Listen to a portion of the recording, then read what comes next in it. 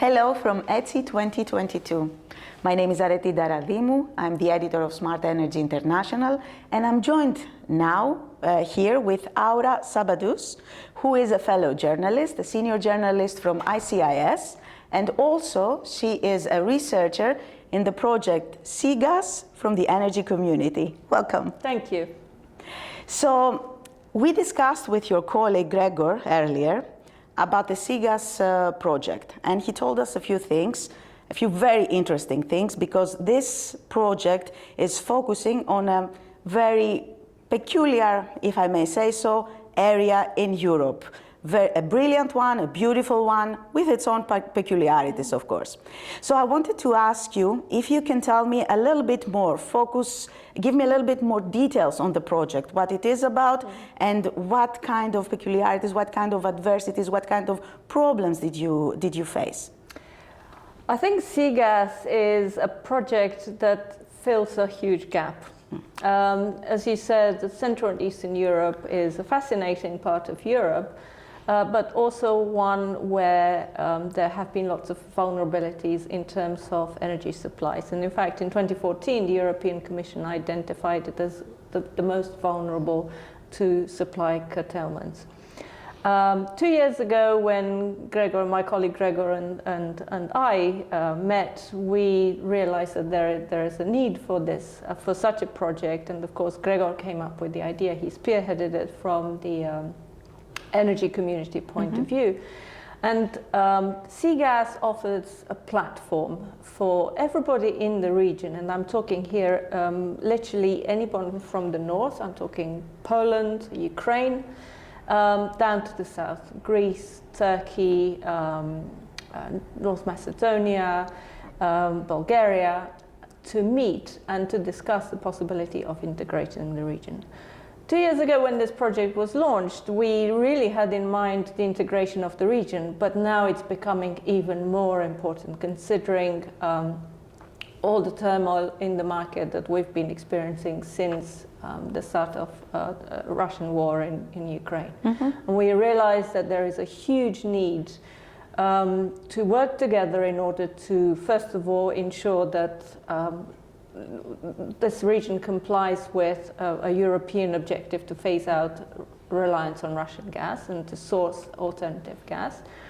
And on the other hand, also to open up borders and ensure that there is trading happening, because until now there's been some localized trading, so some small volumes moving from Romania to Bulgaria or from Poland to Ukraine, but now we see it as a big region, and something we would like to achieve something similar to what's happening in Northwest Europe. So SEEGAS started off as a concept, and gradually it's becoming a real thing, in the sense that people are meeting, and I would like to thank the energy community for the great job of bringing all these people together, and also materializing in memorandum of understanding that was signed between exchanges and transmission system operators in putting out reports. And one of these reports is a paper that I'm currently working on, mapping out all the capacity that is available, that can be used by trading companies, and all the relevant information that they would need to have at the tip of their fingers if they need to trade at very short notice. Because until now, this region has been extremely opaque. Very little information available, very patchy, and we are trying to fill these gaps. So to bring information and to make sure that traders have access to this kind of information whenever they need it and as quickly as they need it. Can you share some highlights of this report with us? Yes, of course. So we were looking specifically at the energy, at the SEEGAS countries that, as I just mentioned, we have Poland and Ukraine in the north, we have Moldova, we have Romania, we have Bulgaria, Greece, North Macedonia, and we would like to include Turkey. And Hungary, of course, and we also expanded to the Balkans, Croatia. Why?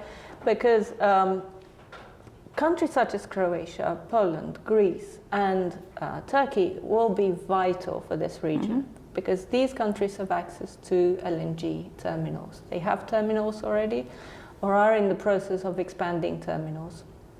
So we identified a number of corridors that are shaping up. One is the Croatian, Hungarian, Ukrainian terminal, for example. And in fact, we already see some countries in Central Europe which are completely landlocked, looking at Croatia to import LNG. Then we also have the Polish corridor, so Poland, Ukraine, Poland, Slovakia, Ukraine. Poland, of course, has already a terminal, is looking to bring in at least another one, if not two.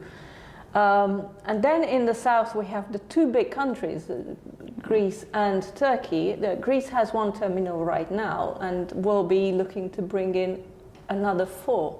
I mean, it's huge, you know, the capacity will be huge and will open up lots of possibilities for the region. And Turkey also right now has one of the largest importing infrastructure in Europe. We're talking here 44 billion cubic meters of importing regasification, of regasification capacity. The problem is that the borders are not open. And the SEEGAS really aims to persuade everyone of the need to work together. Because personally, I think that the problem is not so much on the infrastructure. The infrastructure is there. It's not even on the supplies, because as we see, you know, Bulgaria doesn't get any more Russian gas, Poland doesn't get any more Russian gas, and they're still fine for now. I mean, let's see what happens this winter. Yes. It's summer now, but let's see what happens. But for now, they're okay. But from my point of view, the biggest problem is institutions. How solid are these institutions to stand the course and to make sure that these countries and stakeholders work with each other. We're talking, you know, the European Commission talks about solidarity. Yep. It talks about working together. But when there is really a need to work together, will these countries and these stakeholders work together, or will they just purely focus on their national interest? That's fair enough. I mean, if the war in Ukraine taught us something, is that Europe can unite also. It did come as a surprise, I think, to many, but we did unite, and we did have a sort of united front with the occasional, let's say... At least officially we are united, and it seems that, yes, but... as I say, it's summer. So everything is nice. We're not in crisis mode. Everything seems to be okay, but let's see what happens in winter when there is... Well, we're supposed to be in 50% capacity, so I would say that, I hope that things will go well. What would you think? Look, when you look at the available capacity, surprisingly, it's underutilized. Yeah. Which tells us something, that the reason why gas is not moving from A to B is not because there is no capacity, but because either you have regulatory obstacles, or you have TSOs, transmission system operators, that don't want to work with neighboring TSOs and don't open up the capacity. I mean, the Trans-Balkan pipeline, for example, is a classic example. It's from our point of view, so from the SEEGAS point of view, it's the backbone of an integrated region because it has huge capacity. It's about 30 billion cubic meters of capacity. And it would link Southern Europe, Greek terminals, Turkish terminals, to Ukrainian storage up in the north. So it's a perfect match. It's a sort of match made in heaven. And yet we're not seeing anything happening. Why? Well, because you have transmission system operators along the route that maybe don't want to play along, that have been a bit awkward. The energy community has done a tremendous job trying to get these people on board, trying to persuade them to see the bigger picture and not to be selfish, because ultimately this is an instance of selfishness. Absolutely. And speaking of selfishness, I was thinking while we were discussing that the Balkans is a huge region, which includes a lot of countries. So I was wondering, when we talk about the Balkans and energy, I always hear about Greece and Bulgaria and Romania, but what about Albania, for example? What about Serbia? Do you have any... That's a very, very good point that you're raising, actually, because Albania, of course, is not the gas market, but No. it will be one. It should be one. No, it will be, because the Southern Gas Corridor, which links the Caspian Sea to Italy via Greece, will also include Albania. Exactly. And not only that, but Albania will also have its own LNG terminal quite soon. So the Balkan region can also integrate and actually link up very nicely with this Trans-Balkan pipeline, because the Albanian terminal will be linking up with the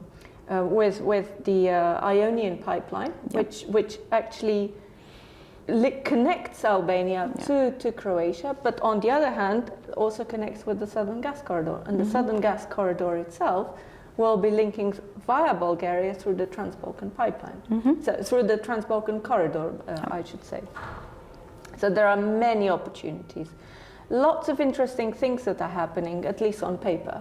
I mean, with Albania, I think we are slowly moving in the right direction. Same with Bulgaria in terms of the interconnector Greece-Bulgaria, which has been delayed, in fairness, but hopefully it will come online. This important pipeline will come online, connecting the Alexandroupolis terminal in northern Greece to Bulgaria,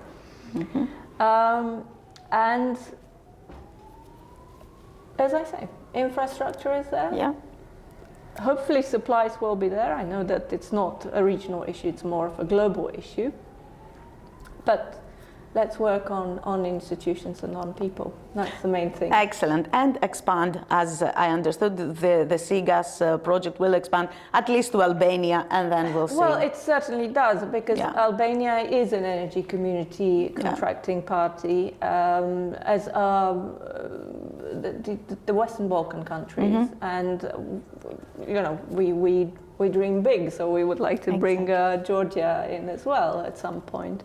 Hopefully Turkey as well, because it's an important country, but we see it as a big region, and we do hope that stakeholders themselves will also see it as a big integrated region.